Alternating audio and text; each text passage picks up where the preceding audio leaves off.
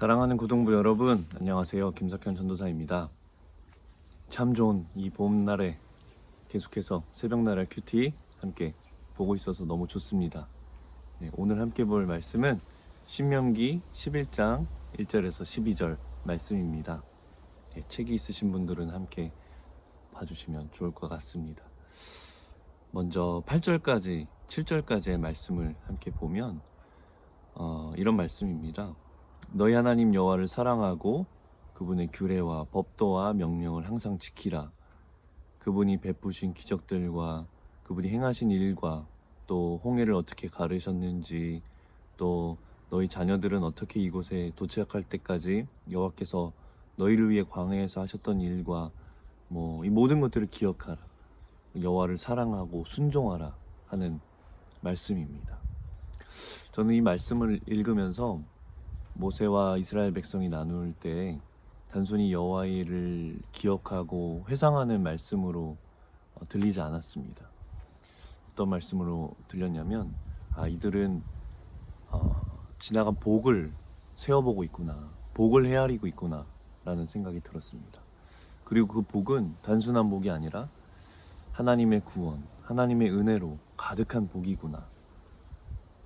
그리고 그 복, 하나님의 구원과 은혜로 가득한 그 복은 능력이 있는 복이구나 라는 생각을 하게 되었습니다. 그리고 또 바로 제 삶에 적용을 해보게 되었습니다. 나는 어떤 복들을 세어보고 있는가? 나는 어떤 복들을 헤아리고 있는가? 그런 것들을 묵상해보게 되었습니다. 오늘 여러분들도 함께 묵상해보면 좋겠습니다. 여러분들은 어떤 복을 세워보고 계십니까? 어떤 복을 기억하고 계십니까? 한번 생각해 보시면 좋겠습니다.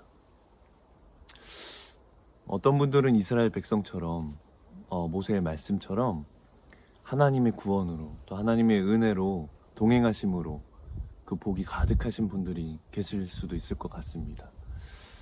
정말 좋은, 너무나도 축복된 삶을 사시는 것 같습니다. 그리고 우리 모두가 그런 삶이 되시기를 축복합니다. 저도 그런 삶이 되기를 원하고요. 혹시 그런 삶이 아닐지라도 혹시 나의 기쁨, 나의 성취, 어떤 나의 소유가 나의 복이라고 여기면서 살아왔던 삶일지라도 오늘 이 묵상 시간을 통해서 한번 하나님이 주신 복, 하나님의 동행하심, 하나님의 구원, 하나님의 은혜의 복을 한번 헤아려 보는 시간이 되었으면 좋겠습니다. 아마 이 큐티를 저와 함께 하시는 분들이라면 그 복이 반드시 있을 것이라고 생각됩니다. 우리가 가장 어려웠을 때, 힘들 때 뿐만이 아니라 가장 기쁠 때에도 하나님의 그 동행하심과 건지심과 또 함께 하시는 그 은혜가 늘 있으셨을 거라고 생각이 됩니다. 이 시간 함께 헤아려보고 또 그 복을 세어보는 시간이 되었으면 좋겠습니다.